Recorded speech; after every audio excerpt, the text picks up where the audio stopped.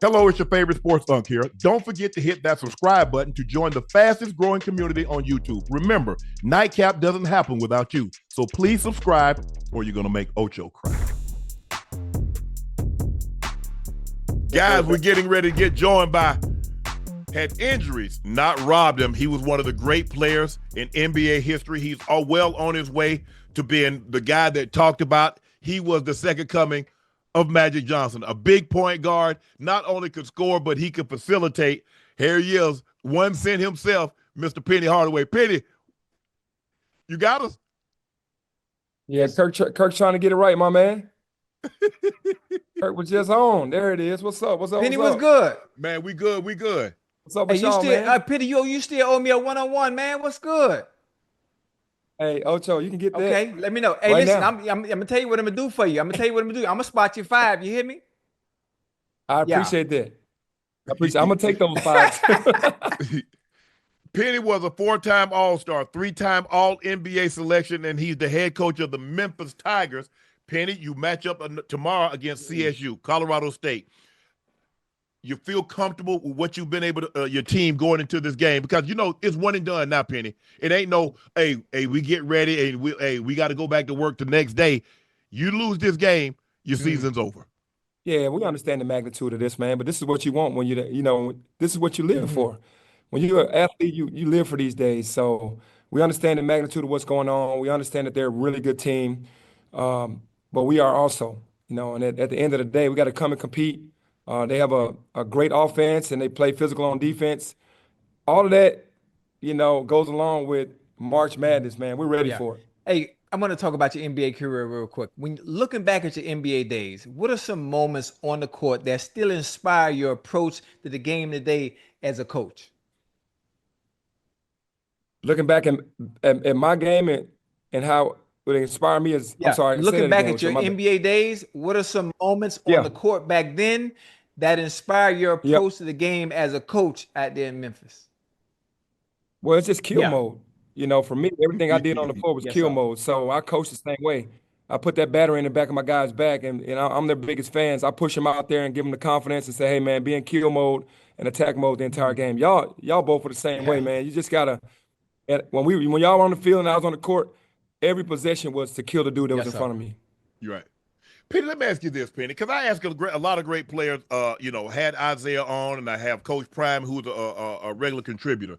Penny, how do you do it when you're such a great player and the game seemingly came easy to you, even though you worked? You could see things before they develop.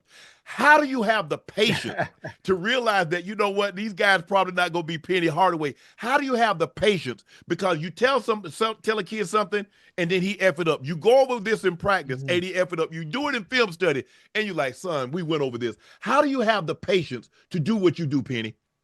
Man, it's just one of those situations that we say back home was already understood, doesn't have to be explained. I understand that they won't be on the level mentally as me, so it doesn't have to be explained. So what I do is I put them in positions to win offensively, and I put them in positions to win as a group defensively. So it's all about team. And then their individual gifts that they have, I put them in those positions to be great. And that's the best thing to do. For me, I know when I played, I was God gifted. I could play all over the court. The coaches gave me the ball. But this guy might need to spot up. He might need a pin down. He might need to play out of closeout. This guy might need an ISO. So to me, the gift that God gave me was realizing the strengths and putting those guys in their strengths the entire game. And then that patience comes along with that because I'm putting them in a position to win. See, I like that. Did you hear what he just said? Understanding your players' weaknesses and your strengths. Now, I'm not sure if it's easy to do as a basketball coach, but I wish from a football standpoint, especially at the highest level, if players or not players, if coaches, offensive coordinators understood what their players did well, I think it would make things much easier, being able to manipulate what you like to do based on your player strengths. So everyone could play. So offensively, everything could be a little bit better. I love that mentality as a coach. Yeah, for sure, man. Because all these scouting reports are going to put them in their weaknesses. So we got to figure out a way to escape those weaknesses and put them in their strengths. I like that.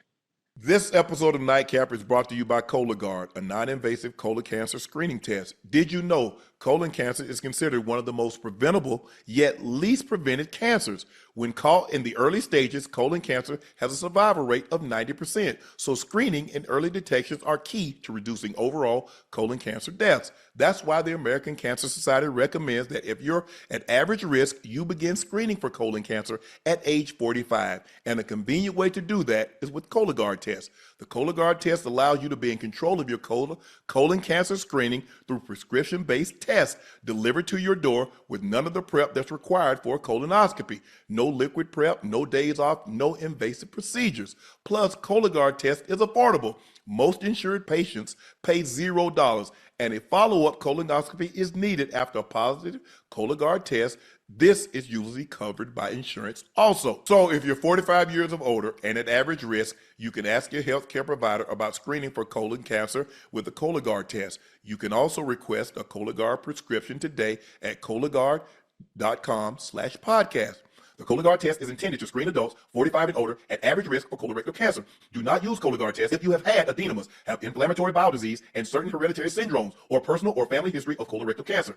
The Cologuard test is not a replacement for colonoscopies. High-risk patients' Cologuard test in adults 45 to 49 is estimated based on a large clinical study of patients 50 and older. False positives and false negatives can occur. Cologuard is available by prescription only. Peter, let me ask you this.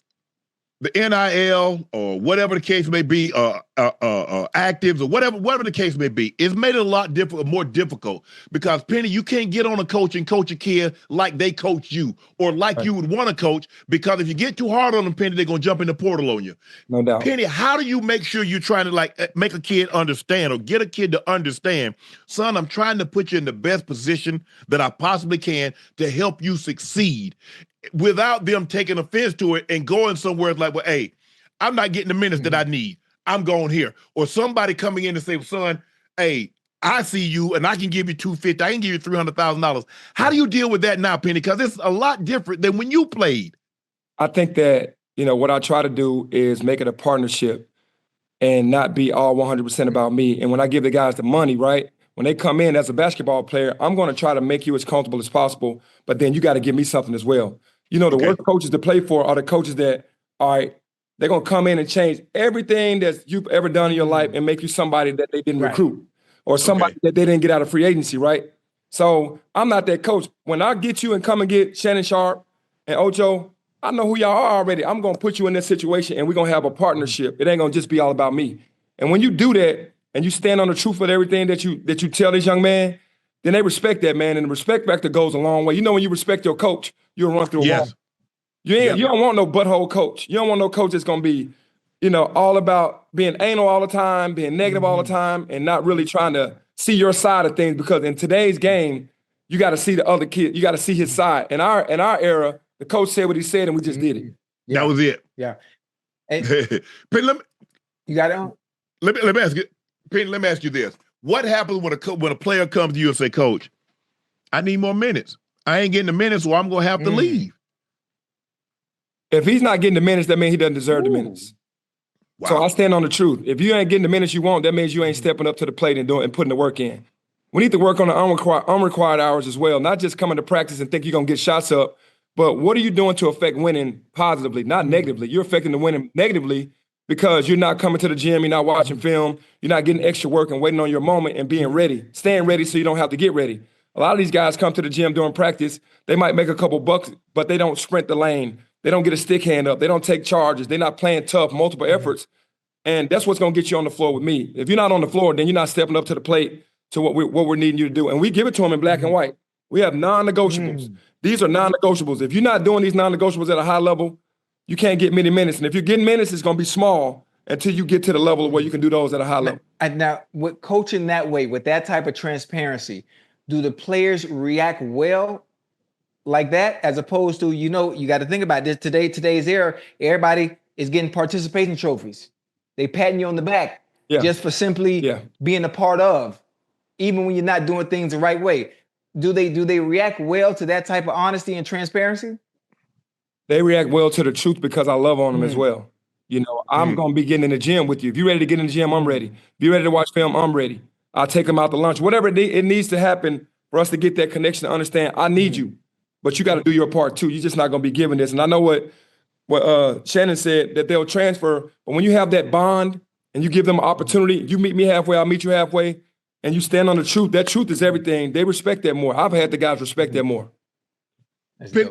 You've been at Memphis now for 7 seasons. At any point in time in your NBA playing career, did you ever think you'd be a college coach or any coach?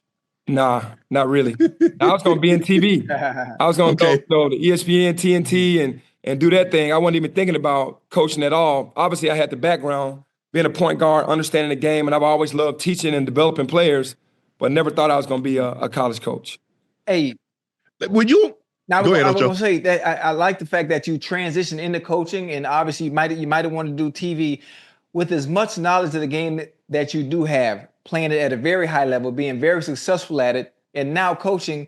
Like, are there any unexpected challenges you have, being that you know the game so well at the collegiate level?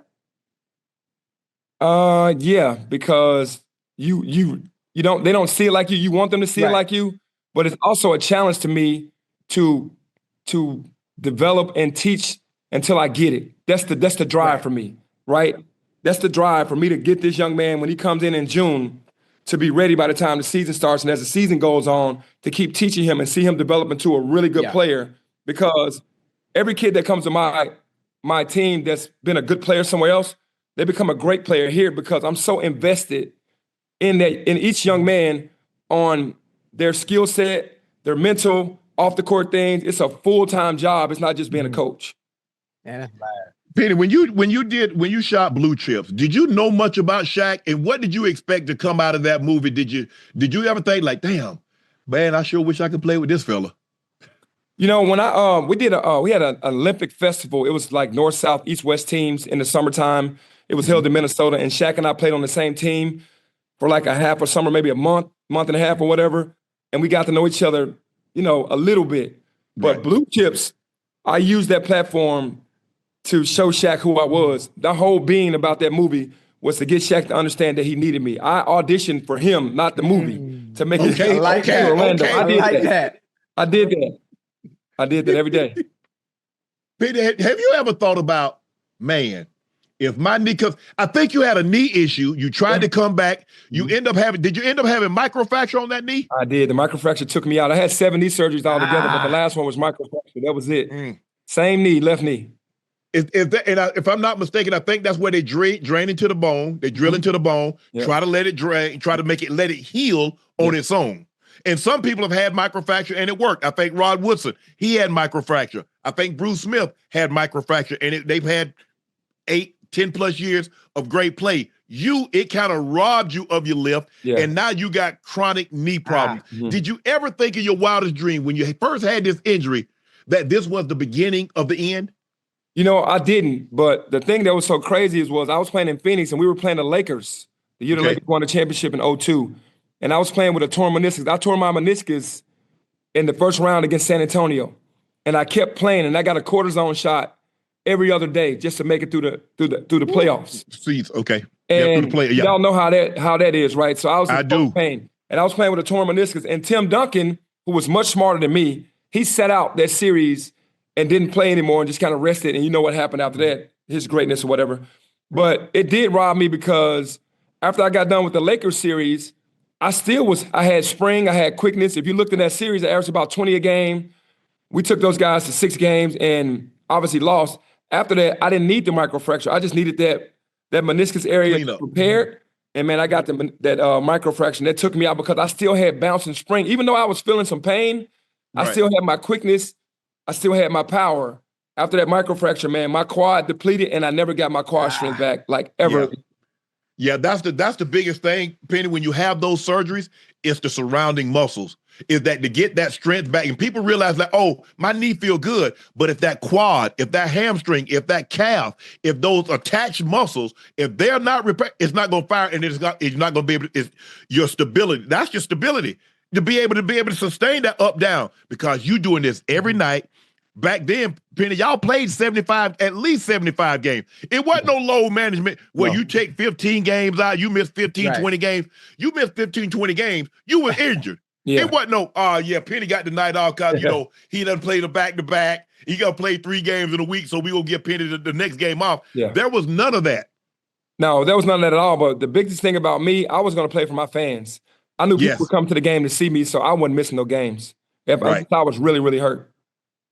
I like it. I like it. Ocho? No, I'd have asked all my good juicy questions, but I'm good. I'm just ready for this one-on-one, boy. That's it. We can get that in.